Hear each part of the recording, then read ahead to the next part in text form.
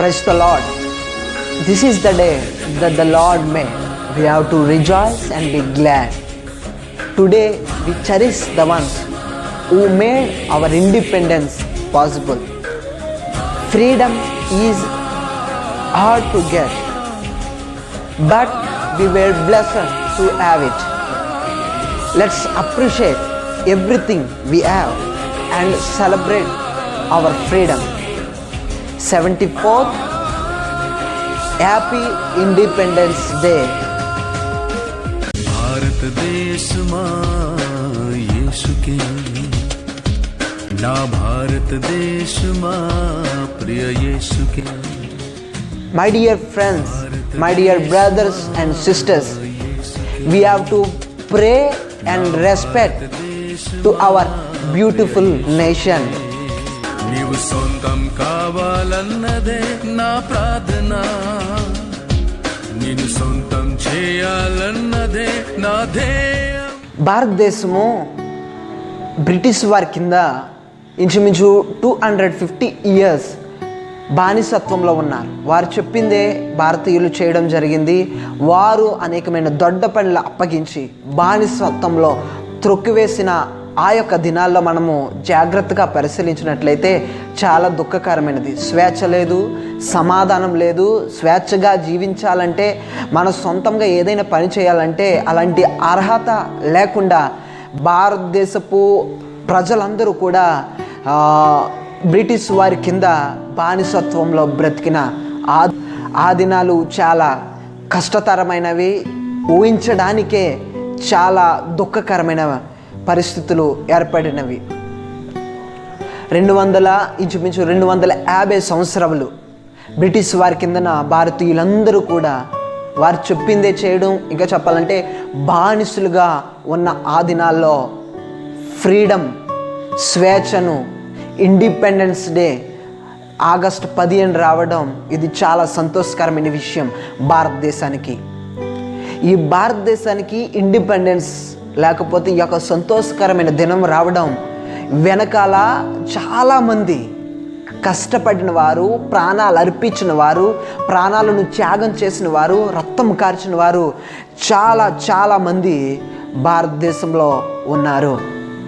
ఇంకా మనకు అర్థమైనట్లు చెప్పాలంటే జవహర్లాల్ నెహ్రూ, మహాత్మా గాంధీ, డాక్టర్ బిఆర్ అంబేద్కర్, ఝాన్సీ రాణి లక్ష్మీబాయి, భరత్ సింగ్, ఇలాంటి నాయకులు, గొప్ప గొప్ప నాయకులు, అధికారులు మన భారతదేశానికి స్వాతంత్రం రావడానికి తోడ్పడ్డారు, ప్రాణాలను అర్పించారు, రక్తం కార్చారు. ఎంతగా ప్రాణాలు అర్పించి రక్తం కార్చి వారి జీవితాన్నే అర్పించారు కనుక ఈరోజు మనము స్వాతంత్రాన్ని పొందుకొని సంతోషిస్తున్నాం, ఆనందిస్తున్నాం. Freedom very hard to get it. Freedom పొందుకోవాలంటే, స్వాతంత్రం పొందుకోవాలంటే చాలా కష్టతరమైనదే. దాని వెనుక అనేక మంది త్యాగం చేసిన వారు ఉన్నారు, అనేక మంది చనిపోయిన వారు ఉన్నారు, అనేక మంది రక్తం కార్చిన వారు ఉన్నారు. కాబట్టి వారిని బట్టి నేను సెల్యూట్ చేస్తున్నాను. మన భారతదేశపు స్వాతంత్రాన్ని బట్టి నేను హ్యాపీ ఇండిపెండెన్స్ డే మీకు అందరికీ కూడా తెలియజేస్తూ ఉన్నాను. దేవునికి స్తోత్రం. కానీ బైబిల్ గ్రంథంలో మనం జాగ్రత్తగా పరిశీలించినట్లయితే 430 years the people of Israel under the boundaries of Egypt, ఇంచుమించు 430 సంవత్సరాలు ఐగుప్తు రాజ్యంలో ఇశ్రాయేలు ప్రజలు, దేవుని నమ్ముకున్న బిడ్డలు, దేవునికి ప్రియమైన బిడ్డలు బానిసత్వంలో ఉన్నారు, దొడ్డ పనిని చేసిన వారు. ఆ యొక్క 430 సంవత్సరాలు కూడా వారు జీవితంలో సంతోషం లేదు, సమాధానం లేదు. ప్రతి నిమిషం వారు ఏడుస్తున్న పరిస్థితి. తల్లిదండ్రుల కోసం, వారి యొక్క బంధుమిత్రుల కోసం, వారి యొక్క కుమార్తెల కోసం ఏడుస్తూ ఉన్న పరిస్థితి. Approximately 430 years they were under the boundaries of Egypt. వారు ఐగుప్తు రాజ్యంలో, ఐగుప్తీయులు ఆ రాజ్యాన్ని పరిపాలిస్తున్న ఫరో అనే రాజు ఏమి చెప్తే అదే చెయ్యాలి, ఇశ్రాయేలు ప్రజలు.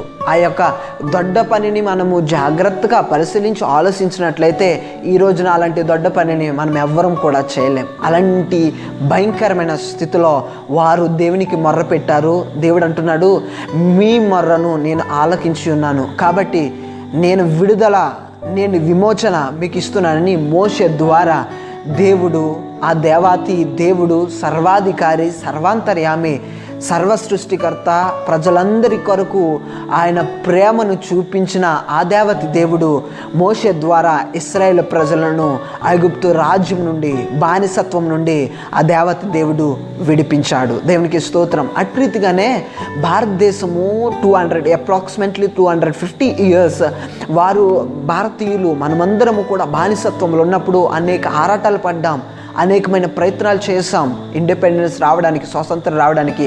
కానీ రావడానికి చాలా ప్రమాదం అయ్యింది. అయినా సరే మన నాయకులు, అధికారులు, అనేక మంది ప్రాణం పెట్టిన వారు, జీవితాలు త్యాగం చేసిన వారు, వారి జీవితాలు త్యాగం చేసి వారు ఏం చేశారంటే మన భారతదేశానికి స్వతంత్రాన్ని తీసుకువచ్చారు. దానికంటే ముందు వారందరికీ హెల్ప్ చేసిన వాడు దేవాతి దేవుడు, వారందరికీ జీవాన్ని ఇచ్చినవాడు దేవాతి దేవుడు, వారందరికీ ఆలోచన ఇచ్చినవాడు ఆ దేవతి దేవుడు. అందుకనే వారి యొక్క జీవితాన్ని మనం జాగ్రత్తగా పరిశీలించినట్లయితే ప్రతి ఒక్కరు కూడా యేసుక్రీస్తు వారిని తెలుసుకున్నవారు, ప్రతి ఒక్కరు కూడా బైబిల్ గ్రంథాన్ని క్షుణ్ణముగా అర్థమయ్యే రీతిలో చదివినవారు. అందుకనే దేవతి దేవుడి వారినే ప్రోత్సహించి, వారినే నడిపించి, వారి యొక్క దేశం కోసము ప్రాణాలు అర్పించి, త్యాగాలు చేసి, రక్తాలు కార్చి ఈ యొక్క స్వతంత్రాన్ని ఆ యొక్క బ్రిటిష్ చేతుల నుండి విడిపించి మనకు స్వతంత్రాన్ని అనుగ్రహించారు. దేవునికి స్తోత్రం.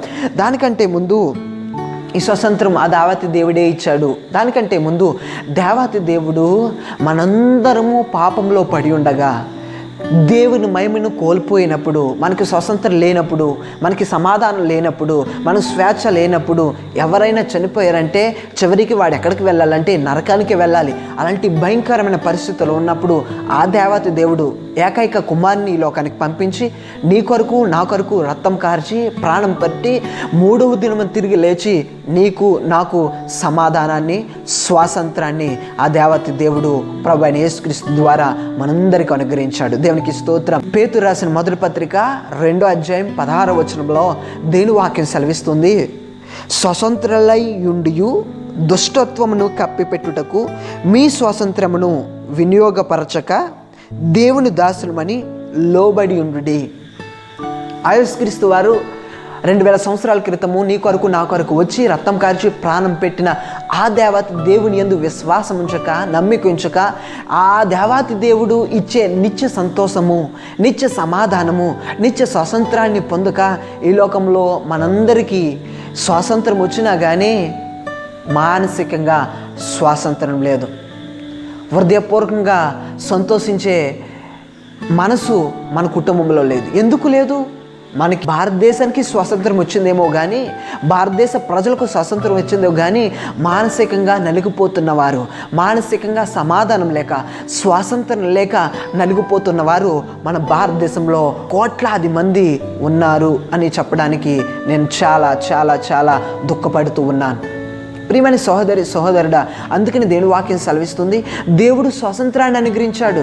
భారతదేశానికి ఎలాగైతే దేవుడు స్వాతంత్రాన్ని అనుగ్రహించాడో నీకు నాకు ఈ యొక్క పాపము నుండి, శాపము నుండి, అంధకారమైన దురాత్మ శక్తుల నుండి, ఇక అసమాధానం నుండి, అశాంతి నుండి దేవుడు నీకు నాకు స్వాతంత్రాన్ని అనుగ్రహించాడు. దేవునికి స్తోత్రం. అందుకనే స్వాతంత్రం ఇచ్చానని మీరు దాస్యత్వంలోనికి వెళ్లకుండా స్వాతంత్రాన్ని వినియోగపరచుకోండి. ఈ స్వాతంత్రాన్ని యందు అంటే ఇంకా చెప్పాలి, స్వాతంత్రం ఇచ్చే యేసుక్రీస్తు యందు నమ్మిక ఉంచండి, ఆయన యందు విశ్వాసం ఉంచండి అని ఈ లేఖన భాగం సెలవిస్తుంది. కాబట్టి ప్రియమైన సహోదరుడా, మనకి భారతదేశానికి స్వాతంత్రం వచ్చింది. భారతదేశానికి స్వాతంత్రం వచ్చి 74 years అయ్యింది. అందుకనే 74th ఇండిపెండెన్స్ డే అని మనం తెలియజేస్తూ ఉన్నాం. ఎందుకంటే 74 years అయ్యింది. కానీ నీకు నాకు స్వాతంత్రం రావడానికి, నీకు నాకు స్వాతంత్రం వచ్చి ఎన్ని సంవత్సరాలు అయ్యింది? ఇంకా సంవత్సరాలు అయ్యిందా లేదా? ఇంకా రాలేదా? మనకి వారి జీవితంలో చాలామంది స్వాతంత్రం లేకుండా, సమాధానం లేకుండా ఈ లోకంలో చాలామంది జీవిస్తూ ఉన్నారు. అలాంటి వారికి ప్రభువైన యేసుక్రీస్తు వారు సెలవిస్తున్నాడంటే గలతీయులు రాసిన పత్రిక 5వ అధ్యాయము 1వ వచనంలో దేని వాక్యం సెలవిస్తుంది, ఈ స్వాతంత్రము అనుగ్రహించి క్రీస్తు మనలను స్వతంత్రులుగా చేసి ఉన్నాడు. ఈ స్వాతంత్రము ఆయన అనుగ్రహించాడు.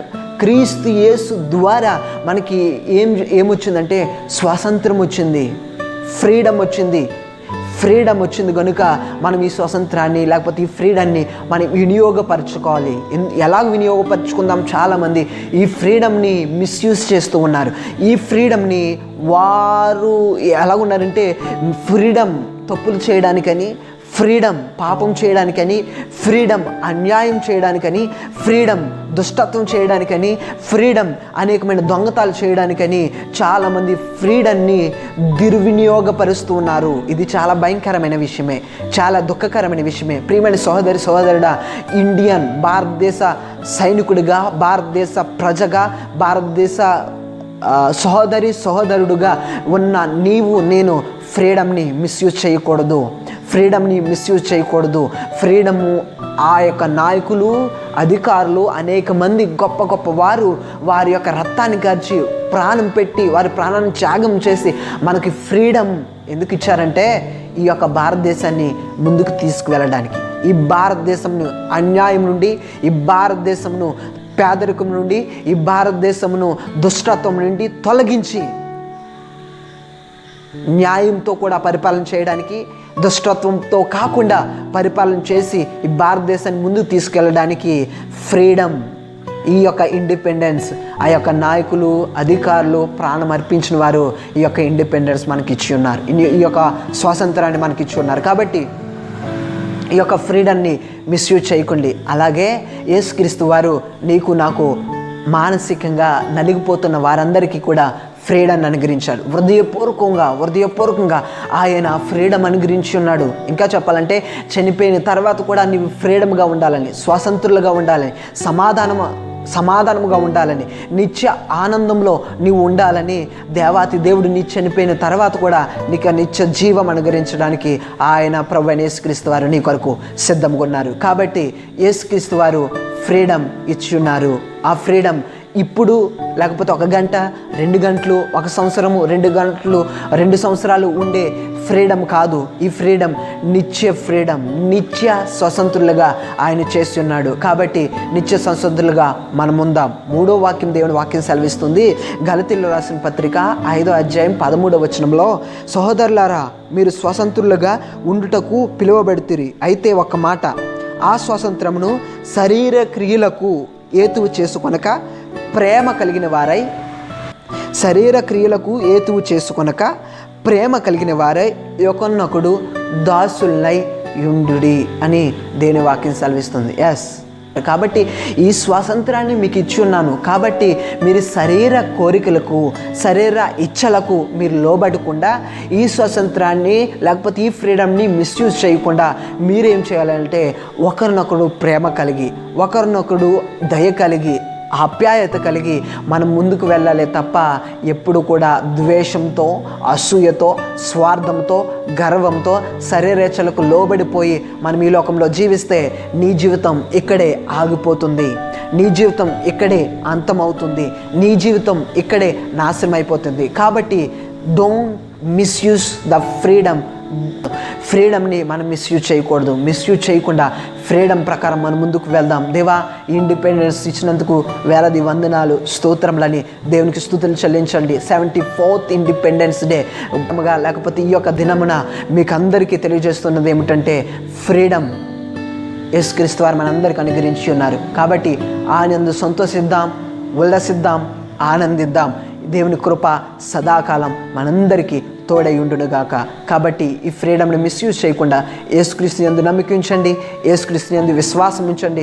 శరీరేచ్ఛలకు లోబడకుండా, శరీర తలంపులకు లోబడకుండా, అన్యాయంకు లోబడకుండా, అపవిత్రతకు లోబడకుండా, దుష్టత్వం నుండి, కీడు నుండి, అపజయం నుండి తొలగింపబడి దేవుడు స్వతంత్రాన్ని మనకు అనుగ్రహించాడు. కాబట్టి ఆ స్వతంత్రాన్ని మిస్యూజ్ చేయకుండా మనము పేదరికమును మన భారతదేశం నుండి తొలగించి అన్యాయంను మన భారతదేశం నుండి తొలగించి, అపవిత్రతను మన భారతదేశం నుండి తొలగించి, దుష్టత్వము మన భారతదేశం నుండి తొలగించి, మన భారతదేశాన్ని ఆ దేవాతి దేవుడే దీవించునుగాక. మన భారతదేశానికి నూతనమైన పవిత్రత, పరిశుద్ధత, మారు మనసు దేవుడు అనుగ్రహించునుగాక అనే ప్రార్థన చేస్తున్నాను. ఈ చిన్న వాక్యం ఆ దేవత దేవుడు దీవించి ఆశీర్వదించునుగాక. దేవునికి స్తోత్రం.